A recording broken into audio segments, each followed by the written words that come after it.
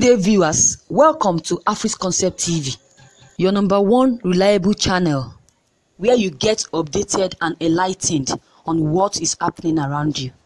I appreciate you for the time spent while watching and viewing our channel. So if you are new on this channel, don't forget to click on the subscribe button as well as the bell button to get updated whenever I drop any video. Trending news: Southeast leaders threaten Ipob issued with kid gloves politics. We believe that for youth to bounce back to reckoning, we need backings and support of government. They have to be educated, employed, and empowered socially, politically, and financially. Unfortunately, the leadership cadres in Nigeria is filled with aged politicians who think nation building is their exclusive preserved, and as such, youth should not be given a chance. Perhaps their stand explains why, though youth are said to be leaders of tomorrow, that future never comes. The National Youth Summit is another testimony to the pride of place ADP as for young men and women, as well as persons living with disability, who by the ADP compulsory and constitutional provisions must occupy 25% of party executive and all other elective and appointive positions from the national, state, local government down to the unit level. Hence, our decision to hold this youth summit, the first of its kind in the history of our party, with the theme building bridges among youths across continents. And the reason we had invited one of the youngest members of the British Conservative parties with a rising profile from the United Kingdom.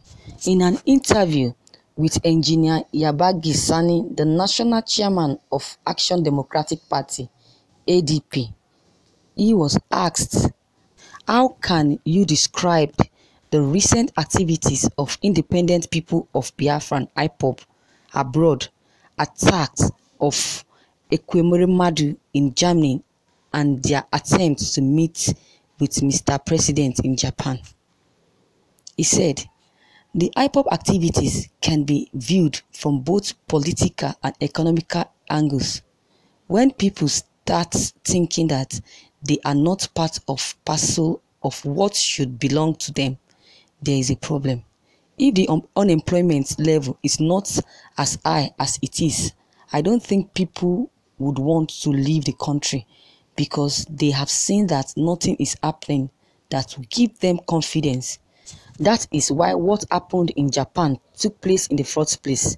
I think that the political aspect of it is what the president should be able to solve, but also my message to the Southeast is that if they want to have leadership of the country, they should exhibit discipline and maturity. Today we are talking about power shift, and the Southeast says power should return to them.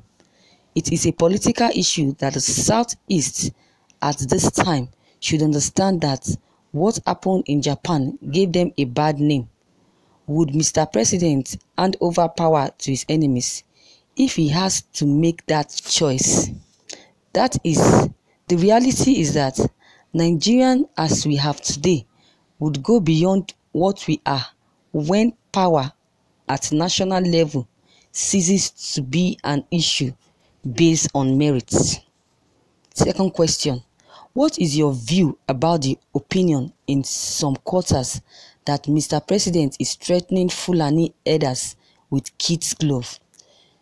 Being a former head of state, I cannot see any reason why he cannot take effective measures to undo the issue of Fulani herdsmen, banditry, kidnapping, and what you have.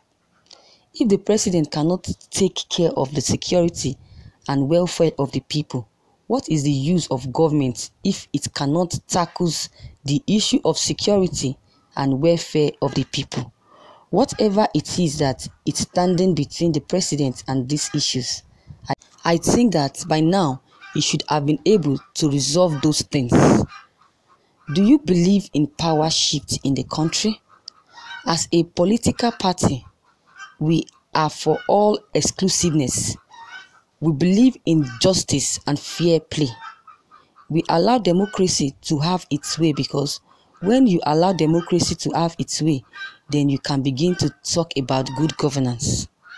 The reality we have today in terms of deciding who gets what, I think the Southeast people should be better if they began to act with maturity and sense of responsibility. What is in 4 years in the life of a nation? If in 4 years' time you are going to have the opportunity to rule the country, wait until it comes to you. Then do what you like with it. When you start to act not only in the country but outside the country, giving the country a bad name, the consequences may be huge when you need the support of other regions. People would begin to ask if they share the sentiment of one Nigeria. I know that in Nigeria, if care is not taken, because the impression that the Southeast may likely want to consider succeeding, Yoruba may take the next presidency in spite of the fact that they have just finished. If you see that the Southeast cannot be controlled with what Ipob is doing, then why do you want to give power to those who cannot control their hearing members? A question was asked as to why President Muhammadu Buhari failed to control the Fulani herdsmen, because they believe that Buhari is a Fulani man and should be able to take care of them. Similarly, people can start referring that Southeast should be able to take care of Ipob, just as you can say that Buhari has failed because you think that he possesses other avenues he can exploit outside being the president to solve this problem. We can also say that for reasons because best known to the Southeast people, they are threatening Ipob with kids' gloves. We saw the case of Odua People's Congress. Former President Olusegun Obasanjo ordered they be shot at sight, but we saw some governors of the Southwest using them till day. It will do the Southeast good to tackle the issue of Ipob, just like Buhari should call Fulani herdsmen to order. Another question. El Rufai has said that the North will not hand over power in 2023. What is your view? He was probably speaking for All Progressive Congress APC, not PDP. Another question. What do you think about the speculation in some quarters that Buhari is planning to hand over to Tinubu? It is not exclusive right of APC to present the next president. Nigerians should decide who would emerge and not APC. The APC would bring its candidate and others too would bring theirs, and Nigerians will decide who the next president will be.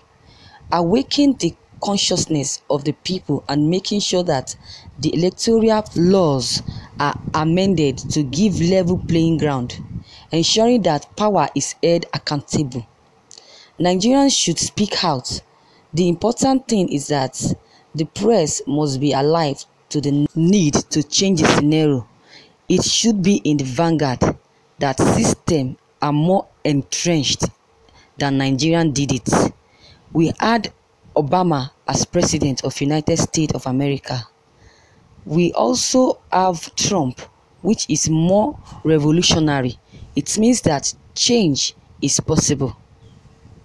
Don't you think that it was unfair for the president to have asked the governors of Taraba and Benue states to answer questions to the killings in Taraba when we know that governors are not in control of the military and politics?